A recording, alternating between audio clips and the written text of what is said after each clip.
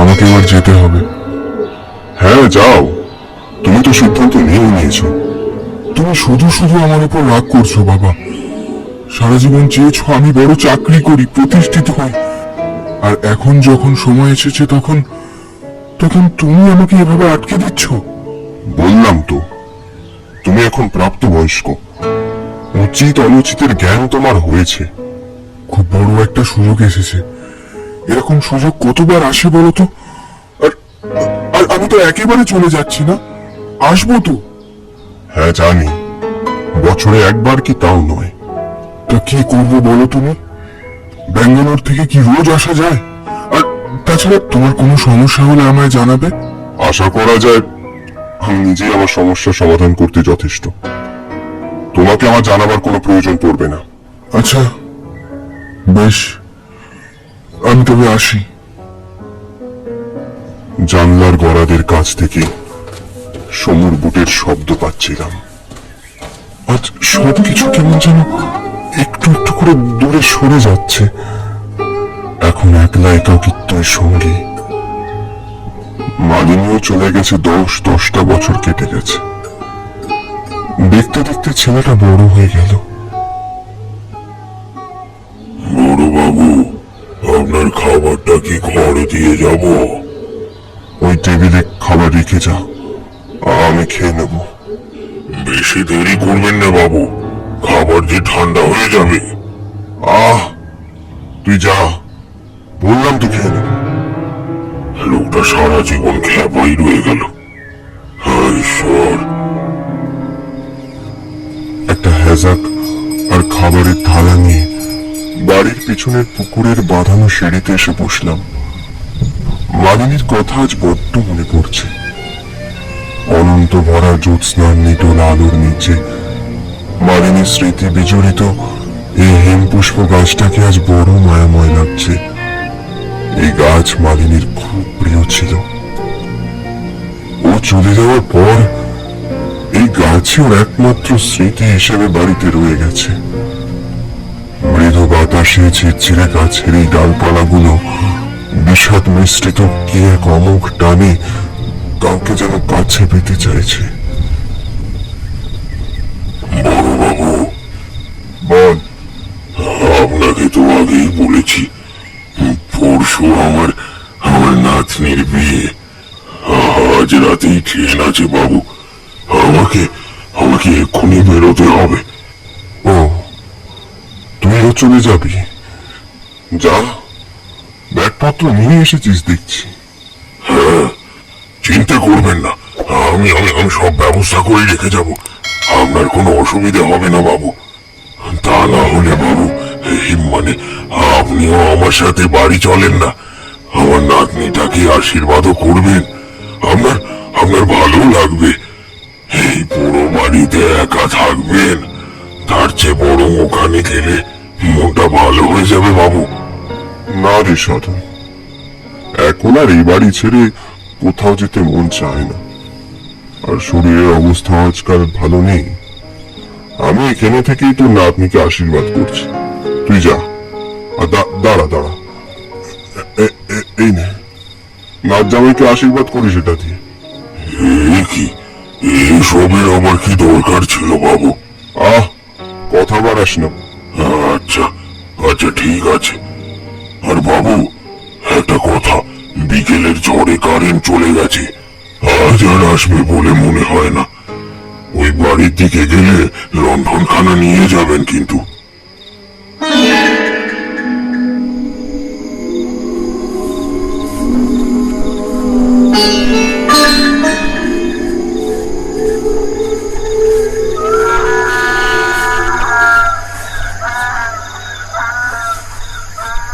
হেমপুষ্পের ঝরে যাওয়া পাতার উপর মচমচ শব্দ করে কেউ যেন এদিকে আসছে বলে মনে হলো। পিছন করে তাকাতেই দেখলাম কোট প্যান্ট পরা একজন ভদ্রলোক আমার সামনে এসে দাঁড়িয়েছে। জ্যোৎস্নার এক চিলতে কিরণ এসে পড়েছে লোকটার গায়ে মুখে। তাতেই দেখলাম মাথা ভর্তি কাঁচা পাকা চুল, চোখে একটা চশমা, বয়স আমার মতোই হবে। কে আপনি? ঠিক চিনলাম না তো। ভীষণ বিপদে পড়ে আপনার কাছে সাহায্য চাইছি। আমাদের আমাদের মায়াপুর যাওয়ার কথা ছিল, কিন্তু পথে গাড়িটা সমস্যা করায় সেটা ঠিক করতে গিয়ে এত রাত হয়ে গেল, পৌঁছতেও পারলাম না। আর এখন তো ফিরে যাওয়ার কোনো উপায় নেই। আজ রাতটা যদি আমাকে আর আমার স্ত্রীকে একটু আশ্রয় দেন তাহলে খুব উপকার হয়। লোকটার মুখটা কোথায় যেন দেখেছি বলে মনে হলো। নইলে এতটা চেনা লাগার তো কথা নয়। হঠাৎ লোকটার সাদা ভ্রুগুলোর নিচে থাকা উজ্জ্বল চোখ দুটো দেখে এক লাফে আমার স্মৃতি গিয়ে কড়া নাড়ল সেই 28 বছর আগেকার দিনগুলোতে। মনে পড়ে গেল 28 বছর আগেই হেমপুষ্প গাছটার জায়গায় আরো একটা ছোট বকুলের চারা ছিল। সুন্দরতা, আমার প্রথম প্রেম, প্রথম ভালোবাসা, দীর্ঘ 8 বছরের আমাদের সেই মধুর সম্পর্কের পরিণতি হয়েছিল বিচ্ছেদ। ওর বিয়ের দিনে শেষবারের মতো ওকে দেখেছিলাম, আর দেখেছিলাম এই লোকটাকে বর বেশে। তারপর থেকে আজ অব্দি নাম কি দেখেছি নাকি। আজ এতকাল পর আমি আর সে অতীতের মুখোমুখি হতে চাই না। দাদা, শুনতে পাচ্ছেন দাদা? একটু আশ্রয় কি পাওয়া যাবে আপনার বাড়িতে? না, কোনো মতেই সম্ভব নয়। আপনি হুট করে এ বাড়িতে ঢুকে এলেন কি করে? সাধন, সাধন! কি এক্ষুনি বেরোতে হলো? ওকে মার ঢেকি খালি অকাজের বেলায় আছে। কি হলো, আপনি এখনো দাঁড়িয়ে রইলেন কেন? এখানে থাকা হবে না। আমি আপনাকে সাহায্য করতে পারবো না, দুঃখিত। এরকম বলবেন না দাদা, আমার স্ত্রী খুব অসুস্থ। ওর ওষুধ টষুধ খাওয়ার ব্যাপার আছে। আর এই অঞ্চলটা খুব নির্জন, বিশেষ করে বাড়িও তো চোখে পড়লো না, তাই বাধ্য হয়ে আপনার কাছে আশ্রয় চাইছি। সুন্দরতা অসুস্থ? কি হয়েছে ওর? মনের মধ্যে কেমন যেন একটা অপরাধ বোধ কাজ করলো। একই এত রাত, তার উপর আশপাশে সত্যিই কোনো থাকার জায়গা নেই। আপনারা শুধু আজ রাতের জন্যই থাকবেন তো? শুধু আজকে রাতটাই, কাল সকালে বেরিয়ে যাবো দাদা। দরকার হলে আমি ভাড়া দিতেও রাজি আছি। না না না, টাকা পয়সা দিতে হবে না। আপনি আসুন। নিন, এই ঘরের চাবিটা রাখুন। এই যে হেরিকেনটাও নিন, জ্বালিয়ে নেবেন। কি বলেছে ধন্যবাদ জানাবো আপনাকে। আপনার এই উপকার আমি কোনোদিনও ভুলবো না। আমি তাহলে আগে একটু লাগেজগুলো আনি। হ্যাঁ হ্যাঁ, যান। চলুন, আমিও যাচ্ছি। সদরের সামনে এসে দাঁড়াতেই অন্ধকারের মধ্যে অস্পষ্ট একটা শতাব্দী পুরনো গাড়ির অবয়ব দেখলাম। তারপর দেখলাম সুন্দরতাকে। বয়সের ভারে সুন্দরতার যৌবনের সেই জৌলুস কোথায় যেন হারিয়ে গেছে। কপালে ভাঁজ পড়েছে। আজ এত বছর পরে আবার ওকে এরূপে দেখবো কখনো ভাবিনি। ও আসলে ভালো দেখতে পায় না তো, আর একই এই অন্ধকার, তাই ধরে ধরে নিয়ে আসতে হলো। আমি ওকে নিয়ে তাহলে ঘরে যাই। সুন্দরতার চোখের সমস্যা আমার অজানা নয়। হয়তো ওর চোখের সামনে সবকিছু ঝাপসা। নইলে আমার বাড়ি জানলেও নিশ্চয়ই এ বাড়িতে থাকতে চাইতো না। দরজাটা দিয়ে দিন দাদা, আমাদের মালপত্র সব আনা হয়ে গেছে। একটু শুনুন তো, বলুন। আপনার নামটা? পিনাকি, পিনাকি চ্যাটার্জি।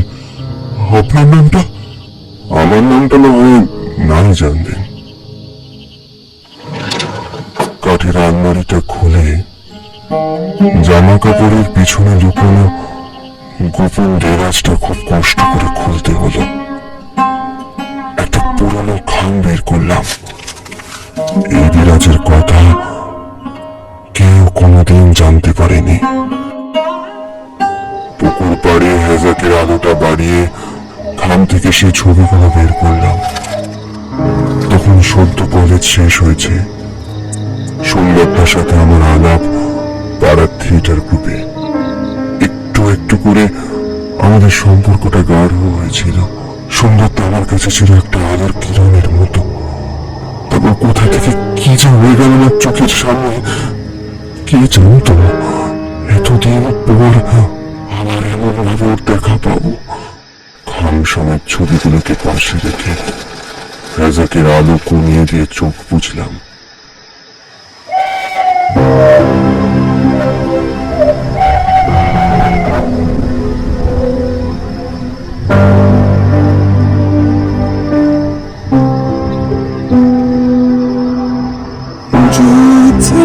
রাতে সবাই গেছে বনে, আজ জ্যোৎস্না রাতে সবাই গেছে বনে, আজ বসন্তের অকাল সমীরণে, আজ জ্যোৎস্না একটু দণ্ডাচ্ছন্ন হয়েছে। ঠিক সেই সময় শুনতে পেলাম সেই রবি ঠাকুরের গান। কানে আসতেই বুকের ভিতরে জেগে উঠল সে পুরনো অনুভূতি। ভালো করে খেয়াল করতে দেখলাম লাল শাড়িতে চেনা ভঙ্গিতে আমার পাশে এসে বসেছে সোমদত্তা। সোমদত্তা, তুমি? তুমি খুশি হওনি? তোমার বাড়ি আর আমি ছিল না। এ বাড়িতে পা রাখার সাথে সাথেই বুঝতে পেরেছি এ বাড়ি আমার খুব পরিচিত। তুমি এখন কি সুন্দর গাও, কিন্তু সোমদত্তা, তুমি যে এখানে এলে পিনাকে বাবু দেখতে পেলে খুব খারাপ ভাববেন। কেউ খারাপ ভাববে না। তো তুমি কেমন আছো বলো? হ্যাঁ, ভালো। তবে আজকে তোমাকে দেখে আমার পুরনো সেই ক্ষতটা আমার যেন টাটকা হয়ে উঠল। তুমি কেমন আছো সোমদত্তা? সোমদত্তা, কোথায় গেলে? হেজাকের আলোটা বাড়িয়ে ওকে কোথাও দেখতে পেলাম না। উতলা ওকে যখন খোঁজার চেষ্টা করছি, তখনই পশ্চিমের ঘরের কাছ থেকে প্রচন্ড কোলাহলের শব্দ। হুড়মুড়িয়ে সেদিকে ছুটলাম। এই ঘরেই তো পিনাকি বাবু আর সুন্দরটা থাকার ব্যবস্থা করেছিল। ঘরের সামনে এসে দাঁড়াতেই শুনতে পেলাম কিছু কিছু কথা। আমার সাথে তোমার যাই শত্রুতা থাকুক না কেন, তা বলে তুমি চায়ে বিষ মেশাবে? কি আবল তাবল কথা বলছো? আমি তোমাকে আগেও বলেছি, এখনো বলছি, আমি কারোর চায়ে বিষ মেশাইনি। দেখো, তোমার সাথে আমার কোনো দিনও মিল হয়নি। তাই বলে আমার উপর এভাবে অযথা দোষারোপ করা যাবে না। সুন্দরটা এখানে? তাহলে আমার সামনে ওখানে কে বসেছিল? ছাড়ো ছাড়ো, আর ভালো মানুষের মুখোশ পরে থাকতে হবে না। সারা জীবন তো এই পুরনো আশিকের কথাই ভেবে গেছো, এখন সত্যি সাহায্য।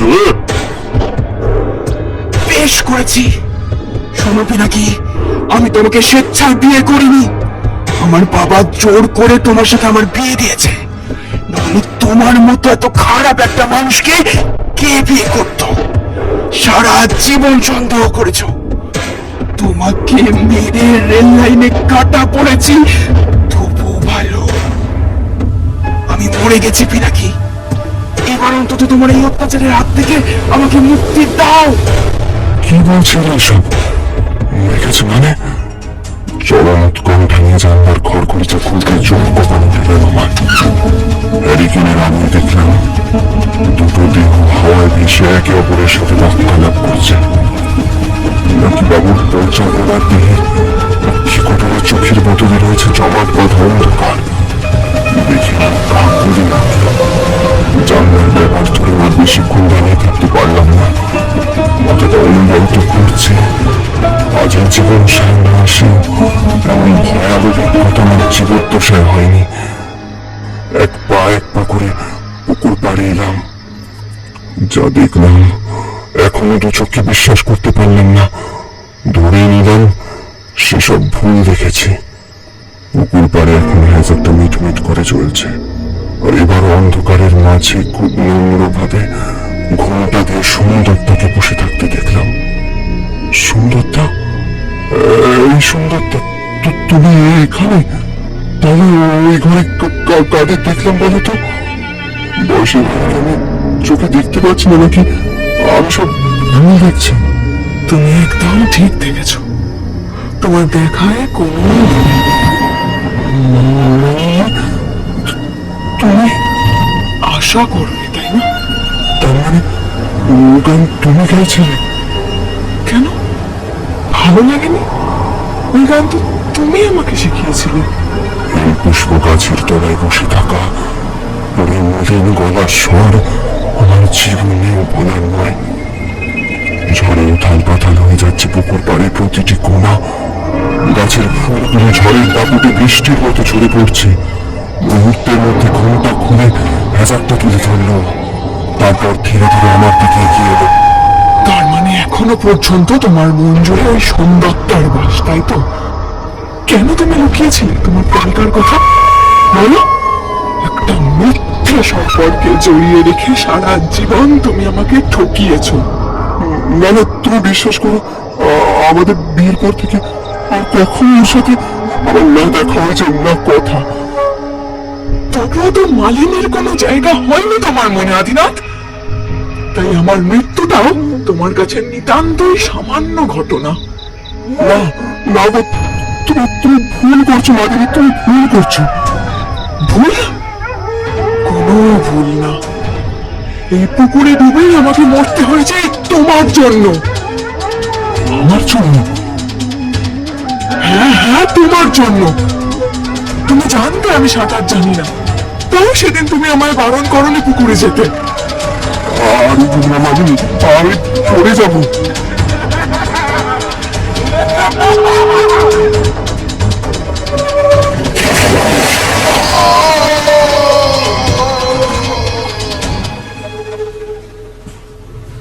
মাদিনী, আমি তোমায় ঠকাইনি মাদিনী, মাদিনী আমি তোমায় ঠকাইনি মাদিনী, মাদিনী আমি সৌন্দর্যকে মনে রাখিনি, তুমি বিশ্বাস করো। ওনার অবস্থা কিন্তু ক্রিটিক্যাল সমুদ্র বাবু। তুমি আমাকে ক্ষমা করো। তুমি তুমি বড়বাবুকে আমার ভরসায় রেখে গেলে, কিন্তু কিন্তু আমি পারিনি। বাবার এই অবস্থার জন্য আমিই দায়ী। বাবাকে একলা রেখে যাওয়া আমার একেবারে উচিত হয়নি।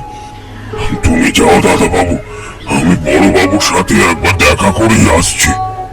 মাদিনী, মাদিনী তুমি অন্তত যেও না মাদিনী, মাদিনী, মাদিনী। শুধু শুধু পুরনো কথা ভেবে শরীর খারাপ করলেন বড়বাবু। প্রতিমনীয় লোকটাকে সন্দেহ করলো সারা জীবন।